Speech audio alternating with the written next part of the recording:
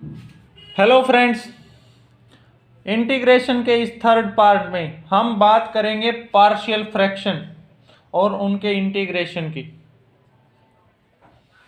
When the denominator of the integrands contain factors of the first degree or irreducible second degree, we resolve it into partial fraction and then apply the technique of integration. अब हम discuss करेंगे इसको briefly. The process of splitting up of a single fraction into simpler fraction whose denominator are the factors of the denominator of the given fraction is called the resolution of a fraction into partial fraction. मान लेते हैं हमारे पास given है कि 2a upon a square minus x square, then I can write it as a minus x plus में 1 upon a minus x, a plus x.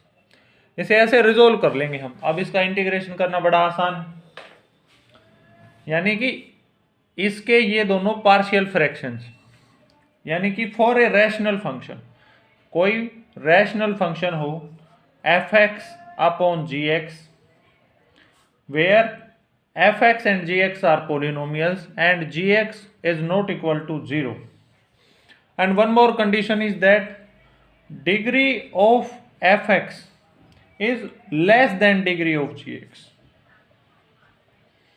और अगर दोनों, तभी ये फंक्शन क्या होगा, प्रॉपर, यानी कि प्रॉपर रैशनल फंक्शन, यानी कि न्यूमरेटर की डिग्री डिनोमिनेटर से छोटी होनी चाहिए। अगर ऐसा है तो ये प्रॉपर रैशनल फंक्शन है, और अगर ये इससे बड़ी है तो ये इम्प्रॉपर है। अगर एफ एक्स और जी एक्स की डिग्री बराबर है, या अगर एफ एक्स की डिग्री बड़ी है, तो हम डिनोमिनेटर से न्यूमरेटर को डिवाइड कर देंगे और फिर उसके बाद उसे ले आएंगे। तब तक करेंगे जब तक degree of f x less than degree of g x ना हो जाए। इसका मतलब हम पार्शियल फ्रैक्शन तभी यूज करेंगे जब degree of f x is less than degree of g x आते हैं। अब क्या कहता है, corresponding to non repeated linear factor a x plus b in the denominator there is a partial fraction of the form a upon में a x plus b. अगर denominator में ऐसी है तो उसके लिए partial fraction a upon a x plus b होगी। और अगर ये गिवन हो कि ए एक्स प्लस बी की पावर आर, कुछ भी गिवन हो मान लीजिए इस फॉर्म में डिनोमिनेटर में, तब वो होगा ए अपॉन में a x plus b plus में बी अपॉन में ए एक्स प्लस बी का स्क्वायर प्लस में सी अपॉन में b x plus a x plus b के power 3 so on up to r terms बन जाएंगे। यानी कि जितनी इसकी पावर होगी उतने ही इसके पार्शियल फ्रैक्शंस में फैक्टर बन जाएंगे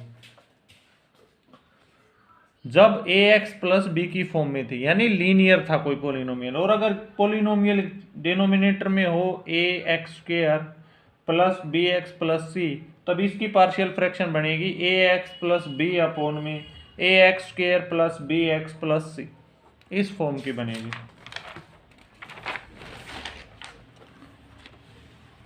यानी कि मान लेते हैं हमारे पास कुछ स्टैंडर्ड हैं। फर्स्ट वन कि p x plus q divide by x minus a into x minus b अगर है और a not equal to b है, देन ए अपॉन में x minus a plus b upon में एक्स माइनस बी, हम इस तरह से इसे कंसीडर कर सकते हैं पार्शियल फ्रैक्शन की फॉर्म में।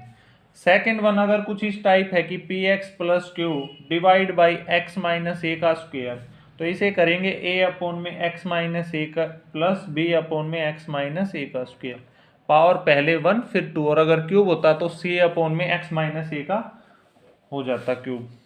Third one is p x square plus q x plus r divide by x minus a x minus b into x minus c. इसे जब हम मानेंगे तो इसे मानेंगे ए अपॉन में x minus a plus b upon में x minus b और प्लस सी अपॉन में एक्स माइनस सी, इसके बराबर इसे पुट करेंगे, फिर हम इन्हें सॉल्व करना सीखेंगे। Fourth one p x square plus q x plus r divide by x minus a का square into x minus b. ऐसा अगर आ जाए तो ए अपॉन में एक्स माइनस ए प्लस में बी अपॉन में एक्स माइनस ए का स्क्वायर और प्लस में सी अपॉन में एक्स माइनस बी, इस टाइप से मान लेंगे।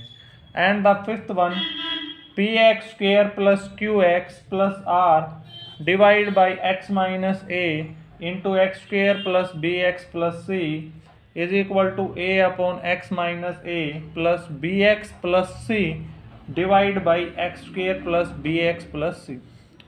इसे थोड़ा ध्यान से देखेंगे हम, यानी कि लेकिन इसके लिए कंडीशन क्या होनी चाहिए कि x square plus b x plus c क्या हो, फैक्टराइज ना हो आगे, क्योंकि अगर ये फैक्टराइज हो जाएगा तो फिर इसके फैक्टर को ही डिवाइड ले जाएंगे हम।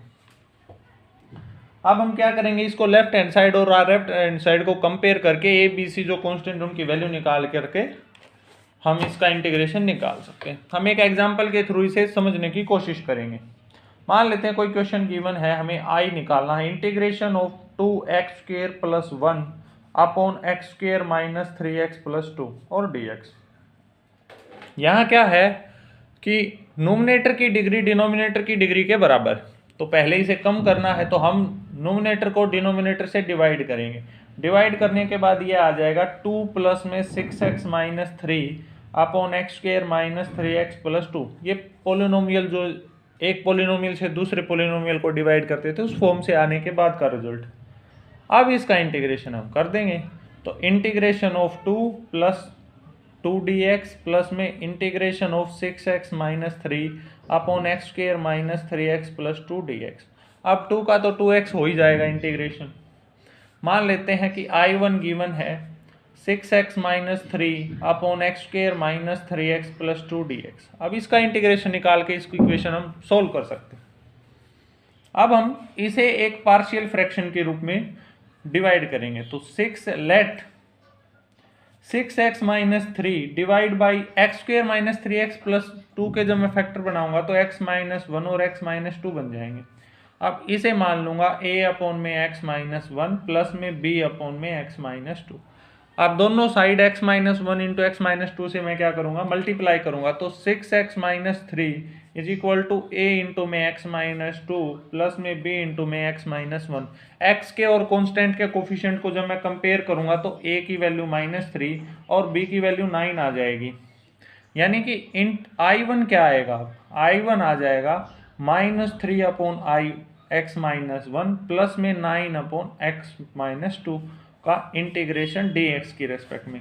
इस इंटीग्रेशन को सोल्व कर दूंगा तो ये -3 log of mode of x minus 1 plus 9 times log of mode of x minus 2 plus का c1 कोई कांस्टेंट है, इसे उस वैल्यू में पुट कर दूंगा, वो 2x था, तो जो इंटीग्रेशन आएगा वो आ जाएगा हमारे पास 2x minus 3 log of mode of x minus 1 plus में 9 times log of mode of x minus 2 plus c।